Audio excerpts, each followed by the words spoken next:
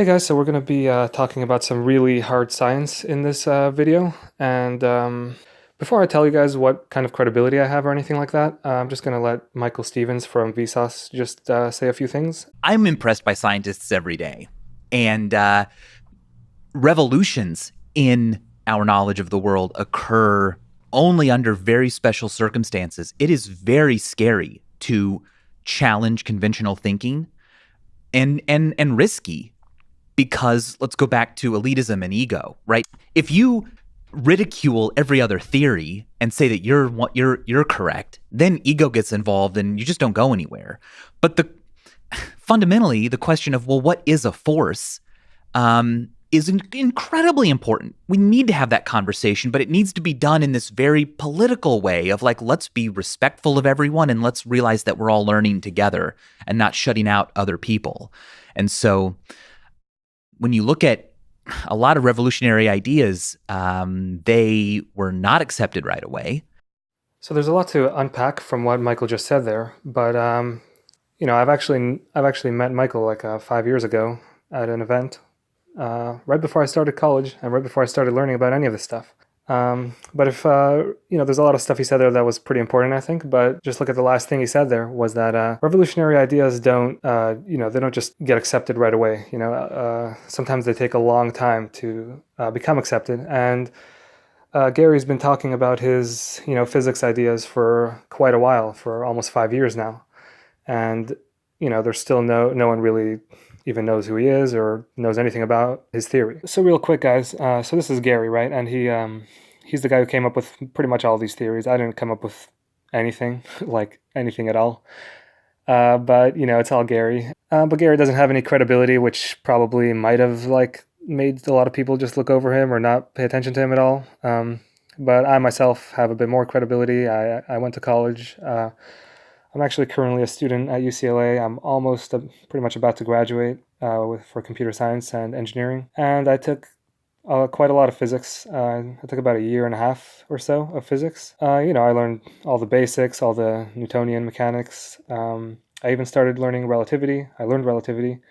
And I even started learning quantum mechanics. And that's when I kind of just dropped out because I basically have like these bullshit detectors in my head. They usually go off when I'm talking to religious people who are on drugs, maybe little kids sometimes. But it was just so weird that they were just going off in the middle of physics class. That's when I realized I really don't want to waste my time studying physics if this is what physics is going to be.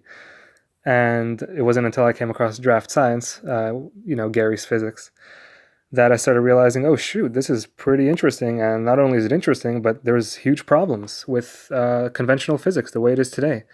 And Gary fixed so many of them. I just don't see how no one else has jumped on board yet. But, I'm jumping on board and I'm going to be defending Gary's claims in this video. All right, so now we're going to get started with actually making some arguments. So what I'm going to start with, before I jump into relativity, I'm just going to give you guys a very good explanation for how gravity works.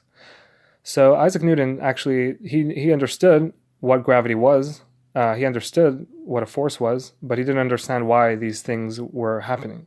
So he didn't understand the real mechanism behind, why two objects would be pulled towards each other. Albert Einstein actually tried to explain this mechanism by saying that there is a curvature in the fabric of space-time in between the two objects that is causing them to be attracted. Now, most people actually don't understand this explanation. And the reason why is because it really doesn't, it doesn't make any intuitive sense. It doesn't use any kind of, it really just doesn't explain the actual mechanics. It doesn't tell you why, if someone's going to get pushed somewhere, you have to tell them why they're getting pushed somewhere. And if you just tell them that three-dimensional space can bend, which it doesn't even make sense right there. So, the word bend applies to two-dimensional objects. It doesn't apply to a three-dimensional space. So you're already using a word there that's not even meant to be used in that context. You can bend two-dimensional objects in 3D space, but you can't bend three-dimensional space itself. And what ends up happening is just, tons of confusion, tons of misunderstanding, and all of it could be fixed with just using a very simple model of how the universe functions. And so with that, we get to Gary's model, which is, I'll try to summarize it really quickly here before we explain how gravity works. A lot of this stuff might take some time. So most people who study physics, they learn about forces, and they usually imagine it somewhat like basically a bunch of arrows pointing in a direction. So they'll imagine like a force as, a couple of arrows pointing to the left means that I'm probably going to get pushed in the direction of left, right? And this actually is pretty good. It's used in Newtonian mechanics to answer like, force kinds of questions. And it actually makes a lot of intuitive sense that there would be like something there pushing you, right? The only problem is with something like gravity is that whatever it is that's pushing you is kind of invisible, right? You can't really see it. That's for sure, right? We can't see it. And that's where this new theory comes about, and basically says that the entire universe is made up of these things called force bits, okay? So a force field would just be a bunch of force bits, and what these things do is they're just little pieces of stuff, and they, in any given place in space, there would be a bunch of these force bits just flying in every direction, and the reason why there would be no force, even though there's a bunch of force bits, is because all the force bits are on average traveling in the zero direction. So on average, if you just took all the force bits in a location, usually, right, if there's no force there, there's still going to be force bits. There's not going to be any force, or there's going to be like a zero force. So these force bits are just on average not really causing a force. If they're on average, they're all going in the zero direction, right? If there's just as many of them going up as there are going down, well, you're not going to feel anything, right? But then there could be an imbalance in the force field where maybe sometimes there could be a situation where there's more force bits going down than there are going up. And that would cause you to actually notice that there is a force acting on you, right? And it's not just a zero force anymore because now there's an actual difference, right, in the field. So what you basically need to know is that these force bits are everywhere, all right? They're in space where you think there's kind of nothing. There's mostly nothing, but then there's also a lot of force bits. And so they occupy space. They're the reason there's light, because light is just force bits moving in a certain direction at a certain frequency. But we could talk about light in other videos. And there's also matter that's made out of force bits. Matter is basically just, according to Gary's theory, it's just force bits traveling in a circle, basically. Like they're still traveling at the speed of light, but they're traveling in a circle, which makes them matter, which means they're not really moving. So most of what you're made out of is just force bits that are moving in the speed of light, but because they're moving in kind of like a circle, they end up appearing to not be moving. And that's why matter doesn't look like it's moving, right? And okay, so once you understand that, pretty much everything falls into place, like everything, okay? So gravity, I'm about to explain it, is just going to be force bits, obviously, if they're moving, right? Let's just say they're only moving in two directions, okay? Let's just say we're going to start off with just force bits moving in two directions, up and down. Well, you can see if we have two objects here that it kind of, oh my God, look, like one of the objects is going to be not going to be getting as much force bits, right, coming from the, the top.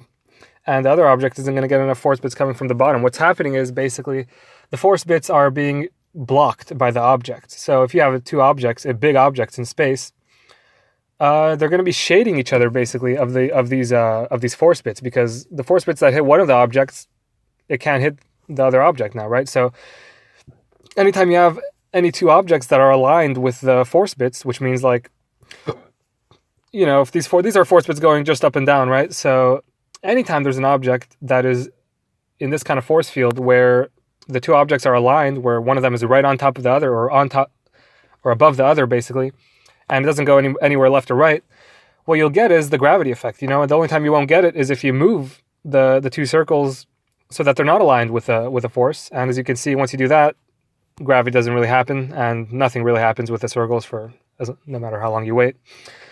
And that's why these force bits actually travel in, obviously not just two directions, right? They travel in several directions. For some reason I got confused because Gary, I think he used like a checkerboard analogy, and then I ended up thinking that the force bits can only move in like three directions or something, like in the 3 dimensions or whatever. But obviously they can move in any direction they want, right? Like it doesn't have to be exactly 3 directions. They can move probably in thousands of directions. Could be millions, could be trillions, could be infinity. That doesn't really matter. But the more directions you let the force bits move, if you're trying to make a model, the more directions you let the force bits move, the more refined gravity is going to be, basically. Because, I mean, this is the best I could do, basically, was gravity with just four directions, just up, down, left, right. And as you can see, it's pretty shitty. I mean, it's not really looking like an orbit. What I'm doing here, it's not really an orbit, which sucks. It's kind of like, there's also a lot of friction in my model. I mean, we could talk about friction in the actual universe, like moving through space. Maybe if Gary wants to talk about that. But, I mean, this is basically the effect that we're trying to get, right? We're trying to get something that will basically be attracted towards something else. And all you have to do for that is just use force bits. Force bits. And, yeah, that was gravity, guys. I mean, explained to the best of my ability. Gary's explained it several times. This is kind of like one of those simpler things that comes out of this theory, I guess. All right, guys, so that was gravity. It was pretty interesting. Definitely better than Einstein's explanation. And Einstein's explanation doesn't even work. Like, it doesn't work across all of physics, guys. Like, apparently it doesn't work on the quantum level or something. But for the next explanation, I'm just going to explain the theory of time dilation. So time dilation actually has evidence for it, which is weird because, I mean, length contraction, which is another thing that I was taught. I was taught time dilation and length contraction at the same time. And it turns out there's zero evidence for length contraction. You can't bring a ruler on a fucking spaceship and travel really fast and then measure things because it hasn't been done yet, right? So I'm going to be... the point of physics to me is just to go out with actual evidence. So with this time dilation thing, what's happening is that you got these satellites traveling around the Earth, and they're going pretty decently fast. It's actually maybe you could say it's a bit of a fraction of the speed of light. It's almost like a fraction of the speed of light, and what's happening to them is they're losing a bit of time. So they're basically just going really fast around the Earth, and somehow they're losing time, even though they're using atomic clocks. These are supposed to be the best, most accurate clocks there is, and somehow, like, the clocks on Earth end up going one way, and then the clocks that are in the satellite that's orbiting the Earth ends up going, like, a little bit slower. And the reason why that's happening is not because time is like, you see, with Einstein's theory, you have to just break, like, massive rules of, physics. Like, you have to say time is like, it's not constant around the entire universe. Like, why would you want to say that? You don't want to have every single, like, atom having its own, like, time or anything like that. It's much better to try to explain it without, breaking that kind of rule. And the way Gary explains it is just by saying that the metabolism of the atoms is being slowed down. So these atomic clocks are working based on, I think, cesium atoms, and they have, like, a certain resonant frequency where the electrons are going from a higher energy to lower energy. But what basically is happening is that even the electron, the atom, everything basically is made out of these is made out of these force bits and matter is just, everything that's matter is just made out of these force bits that are moving in a circle, basically. And if you want to start moving them really fast, what happens is that they can't really go as fast in a circle. They can't. What it means to be matter is to be going in a circle, and these guys are, if they're going really fast, they're kind of being matter, and then they're taking a bit of vacation, and they're starting to do something else, like being light or being just force bits traveling in a direction, right? That's not the same as it's not quite the same as being matter, right? So if it's not quite the same as being matter, then the atoms themselves are just not going to act like matter. They're not going to take a step in the matter direction. They're taking a step in the traveling direction, right? So essentially, these satellites that are orbiting the Earth, they end up going, like, decently faster than the whatever's on Earth, right? Because whatever's on Earth is just spinning with the Earth or whatever, and then these satellites are doing, like, a bunch of extra distance. And if they want to cover that extra distance, it kind of ends up taking away from their time that they can be using to, run their clock, right? You can either be a clock or you could be traveling, right? You can't be something and be traveling somewhere at the same time, if that makes any sense. Atoms are very different from light, But if atoms are going to spend some time of their day being light, then you're going to notice that their metabolism will be slowed down, and that's why we get this effect of time dilation, where our clocks kind of slow down. It's kind of like a freezing effect, It's kind of like you're just getting slowed down a bit. You're not going quite as fast in a circle as you were before. I hope that was a good explanation. You guys can talk to me about this on the Discord I made for physics. And yeah, I mean, if you guys have any evidence, or you want to talk about evidence, or you want to talk about physics, if you want to debate me, if you want to, I'm up for debates about everything that's been claimed in this video. And there's still a lot more stuff to learn. You know, there's magnetism that Gary's explained, but I haven't understood it yet, so sorry about that. And there is, what else is there? There's a bunch of stuff with light. There's a bunch of stuff with, he's explained like a bunch of the double slit experiments and all that stuff, you know, kind of bullshit that you hear when you're talking to like those quantum mechanics people. And I really don't believe a word of it. But if you want to come to the Discord, you can try to convince me. You know, usually evidence and all that will probably be what convinces me. Usually, I'm on board, and hopefully you guys can get on board. And you know, if you guys need to, you can rewatch this video as much as you want. You know, if you didn't understand something that was explained, I would recommend it actually, because I didn't understand the shit for months. You know, I was fucking just watching it and trying to understand it, but not understanding it. Unfortunately, that's just how human brains work. You know, we don't just understand all physics in two seconds, right? It's gonna take us a while.